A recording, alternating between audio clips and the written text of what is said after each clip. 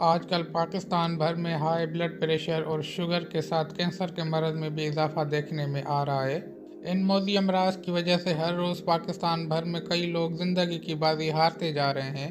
High blood pressure, sugar, موٹاپے اور cancer کے مرض میں اضافے کے ساتھ ہی لوگوں کی ایک بڑی تعداد ان امراض سے چھٹکارے کے لیے ماہر اور مہنگے ترین ڈاکٹروں کے علاوہ مہنگی ترین ادویات بھی خریدتی نظر آتی ہے۔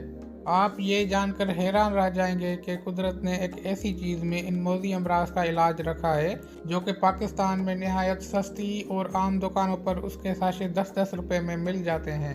جی ہاں، اسپاگول ہائی بلڈ پریشر کو کم کرنے اور شوگر، موٹاپے، کینسر سمیت 5 موذی امراض میں علاج کا درجہ رکھتی ہے۔ اسپاگول کی مدد سے بآسانی وزن میں کمی لائی جا سکتی ہے۔ یہ گیس اور بد ہضمی میں مفید ہے۔ اسپاگول اسہال اور اس کی وجہ سے ہونے والی پانی کی کمی کو دور کرتا ہے، جبکہ اسپاگول بڑی آنت کی کینسر کے خلاف مؤثر ہے۔